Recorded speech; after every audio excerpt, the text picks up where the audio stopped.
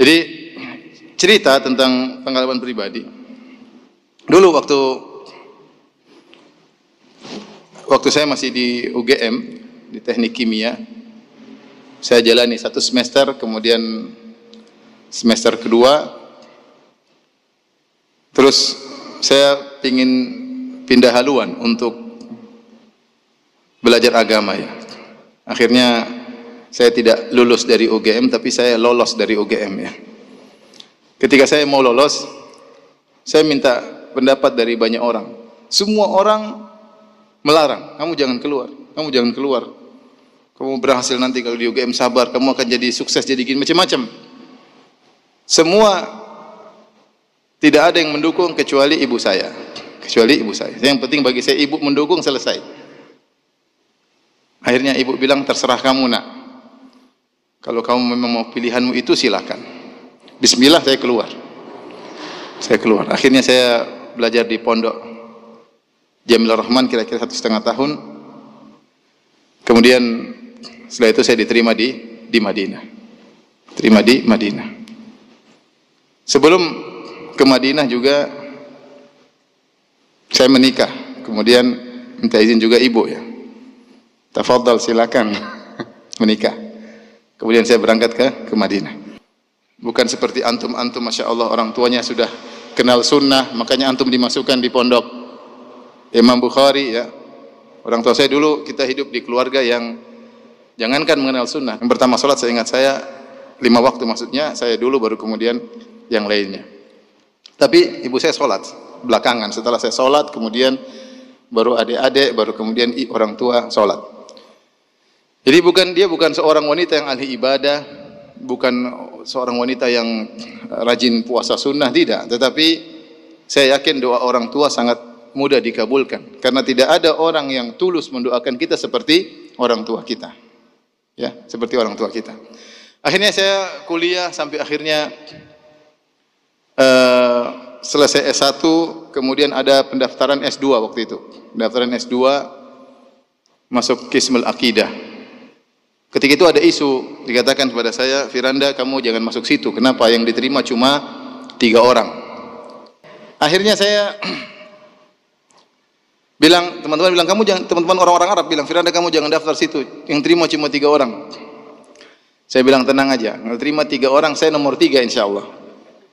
Kamu gaya sekali, tenang aja. Saya dalam hati, saya punya ibu yang akan mendoakan saya. Saya punya senjata yang paling kuat.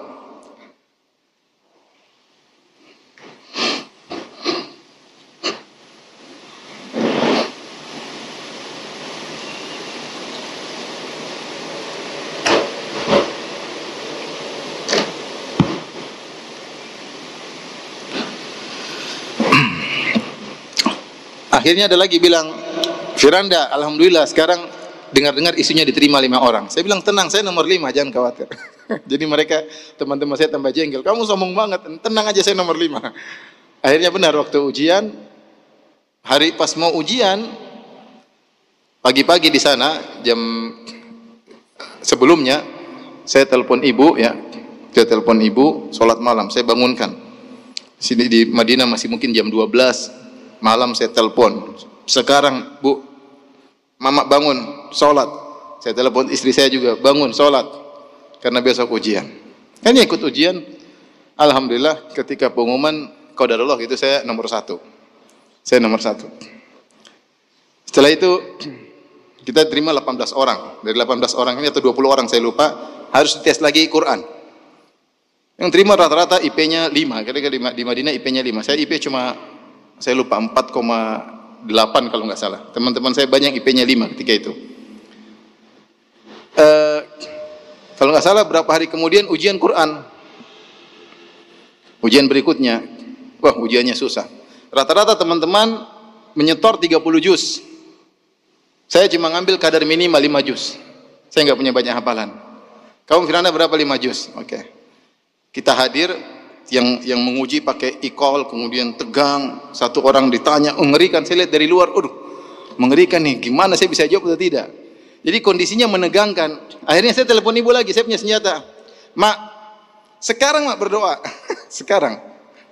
Anda lagi, saya bilang nama saya Anda lagi ujian. Kenapa Anda? Sekarang lagi doa. Mama sekarang berdoa ya. Sekarang Mak. Terus saya matikan. Mama saya berdoa, mungkin sekitar 5 menit ada Syekh lewat. Firanda, kamu ngapain sini? Ujian Quran. Mana? Sudah, kamu sama saya aja sini.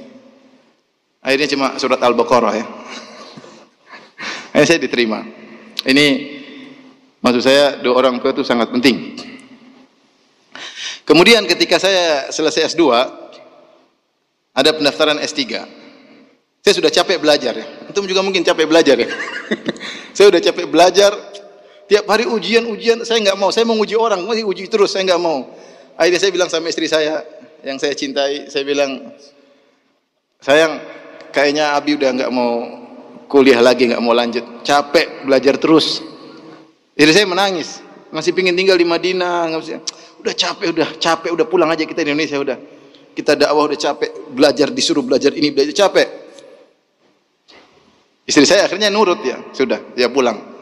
Tapi ada mama, saya harus bilang dulu, Mak, saya bilang nama saya Anda ya, Mak, Anda mau pulang. Kenapa? Gak lanjut? Enggak, capek Mak, belajar capek.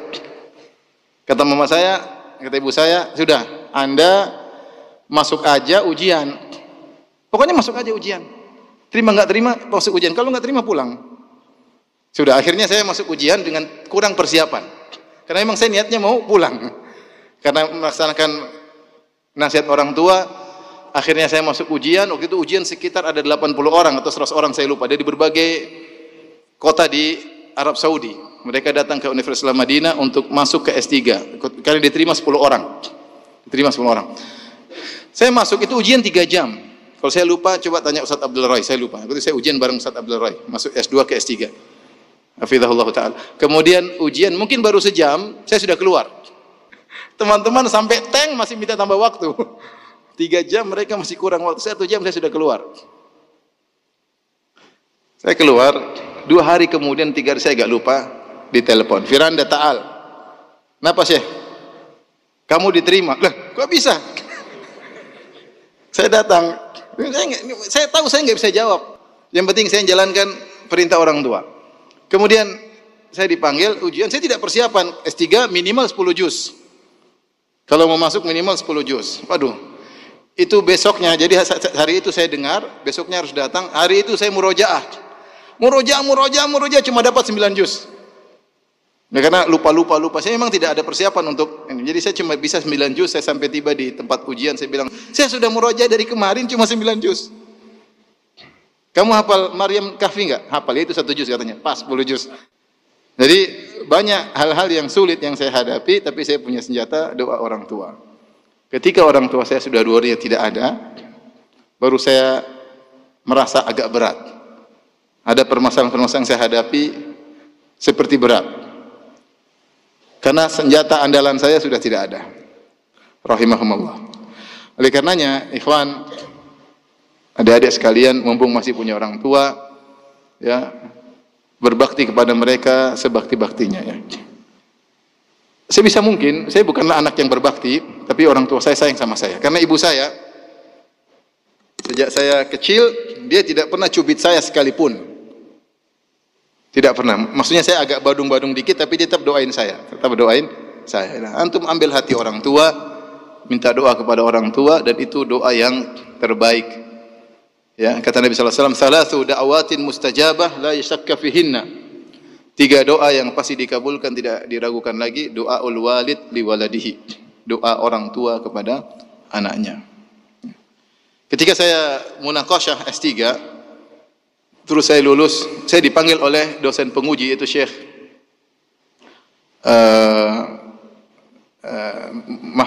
Muhammad Qadah, Syekh Mahmud Al-Qadah. Dia orang aslinya dari Kedah, dari Malaysia, tapi dia belajar di Madinah sampai mengambil profesor, dan dia punya kedudukan tinggi di Universitas Madinah.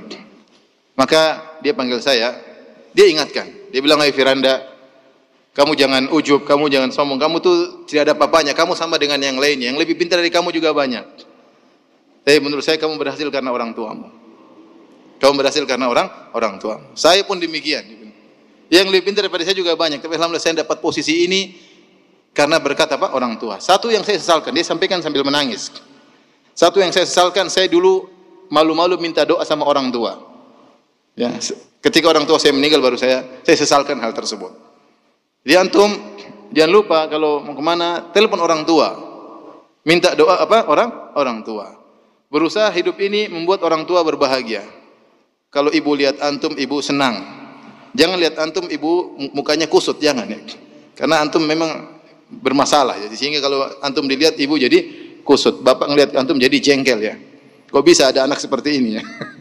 Oleh karenanya ini yang pertama, jangan lupa mau sukses apapun di dunia pun akhirat, jangan lupa untuk berbakti kepada orang tua. Saya punya teman di Jakarta, dia kerja, dia bilang sama saya, Ustaz, saya kerja sehari mungkin cuma sebulan cuma 3 jam kalau di total kerja saya. Cuma telepon saja, telepon sini. Dia bilang suatu hari, sebabnya dia dapat kemudahan seperti suatu hari, ibunya punya hutang dan lagi ditagih-tagih. Dan dia waktu itu sudah nabung uang selama setahun kalau tidak salah 15 juta. Ibunya sedang ditagih-tagih. Akhirnya ibunya bilang sama dia, akhirnya dia bayar 12 juta. Uang dia 15, semua tabungan dia 15 bertahun-tahun, ibunya butuh 12. Akhirnya dia bayar, tapi dia bilang sama ibunya, "Mak, atau Bu, coba cek lagi masih ada utang yang lain enggak? Masih ada enggak?" Ibunya bilang, "Cek, ternyata masih ada, Nak. Masih ada 3 juta lagi." Pas 15 juta. Jadi uang semuanya dikumpulkan, dia gunakan untuk bayar utang ibunya. Semua sekarang cuma kerja 1 bulan 3 jam, penghasilan ratusan juta. Artinya saya bilang ini berbakti sama orang tua bukan cuma kesuksesan di akhirat saja, di dunia juga apa? Sukses. Karena antum nanti kalau sudah besar, jangan pernah pelit sama orang tua, jangan pernah perhitungan sama orang tua. Ya. Orang tua dulu tidak pernah perhitungan sama antum. Antum masih kecil, sekarang antum sekolah aja biayanya besar atau tidak? Yang masuk di Bukhari gratisan, bayar tahu? Bayar, orang tua kerja setengah mati, bayar, terus antum main-main, nggak serius, ya. Menyakiti hati orang tua bayar setengah mati biar antum berhasil, paling tidak menjadi anak yang soleh. Bukan pulang dari sekolah kemudian main HP aja kerjanya ya. Jangan ya. Jadi berusaha menjadi seorang yang soleh, berbakti kepada orang tua, dan insya Allah berhasil dunia dan akhirat ya. Berhasil dunia dan akhirat. Jadi dan masih banyak contoh-contoh yang lain yang ya saya lihat teman-teman saya, teman-teman dekat yang saya itu persis mereka sukses gara-gara mereka berbakti kepada orang tua. Apakah mereka seorang dai, apakah mereka seorang pejabat, apakah mereka seorang pegawai, apakah mereka seorang bisnismen, mereka berhasil karena orang tua. Jadi sekali lagi jangan pernah pelit sama orang tua.